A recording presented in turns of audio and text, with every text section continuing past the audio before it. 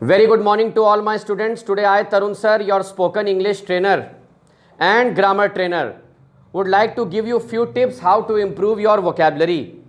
भाई देखा ये गया है दैट चाहे वो हिंदी मीडियम का स्टूडेंट हो या इंग्लिश मीडियम का स्टूडेंट हो, इंग्लिश न्यूज़पेपर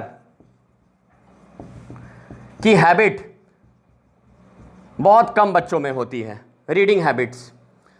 तो चलिए, अगर ये टिप आपको फॉलो करनी है तो आप इसको बिल्कुल फॉलो कर सकते हैं। मान लीजिए ये इंग्लिश न्यूज़पेपर है। अब आप इंग्लिश न्यूज़पेपर को जब आप अपने पास पर डे पढ़ना चालू करेंगे तो कैसे पढ़ना है, कैसे उसमें से वोकैबुलरी निकालनी है। सबसे पहली बात तो आप अपने आप से ये क्वेश्चन करेंगे कि आपको पूरे इंग्लिश के न्यूज़पेपर में कौन सा एरिया, कौन सी फील्ड पढ़ना पसंद है।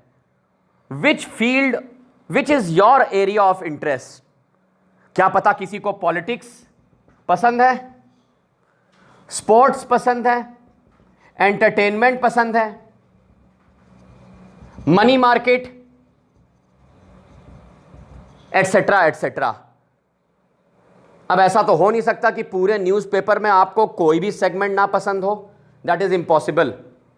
अगर आपको एग्जाम्पल के तौर पे, जैसे बॉयज को, फॉर एग्जाम्पल बॉयज को स्पोर्ट्स बहुत पसंद है, तो उन्होंने स्पोर्ट्स का सेगमेंट ओपन किया। ये रहा स्पोर्ट्स का सेगमेंट। आईपीएल की न्यूज़ बड़ी इंटरेस्ट से बच्चा पढ़ता है। ये रही आईपीएल की हेडलाइंस और ये रहा आईपीएल का paragraph. For example, Mumbai Indians defeated Kolkata Knight Riders by 6 wickets. अब बच्चे ने उसको पढ़ना स्टार्ट किया। इसको देखिए, हैबिट में लेके आइए। जैसे ही पढ़ना स्टार्ट किया, सबसे पहली बात तो पॉकेट डिक्शनरी जरूर रखिए। मोबाइल थोड़ी देर के लिए भूल जाइए। पॉकेट डिक्शनरी अपने बगल में रखिए और ढूंढना चालू करो। फॉर एग्जाम्पल, यहां पर अगर कोई वर्ड आया अबैंडन, फॉर एग्जाम्पल अगर कोई वर्ड यहां पर आया अबैंडन, अब आप कहेंगे इसका मतलब क्या है। फिर पॉकेट डिक्शनरी से उसका मीनिंग ढूंढिए और अपने रजिस्टर में उसको लिखना शुरू करिए विद मीनिंग। जैसे आपने लिखा अबैंडन। भाई अगर पॉकेट डिक्शनरी से ढूंढ रहे हैं तो मीनिंग भी लिखा होगा, सिनोनिम भी लिखा होगा, एंटोनिम भी लिखा होगा। Synonym are similar words, antonym are opposite words.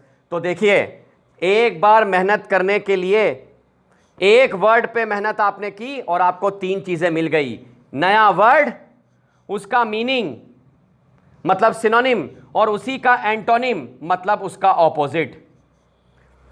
This is the benefit of carrying a pocket dictionary. खरीद लीजिए। मोबाइल पे इतना मत डिपेंड रहिए कि उसका भी एप्लीकेशन आपने डाउनलोड कर लिया, कोई ज़रूरत नहीं है। आपको वोकैबुलरी इसी तरीके से कहीं ना कहीं प्रिपेयर करना है।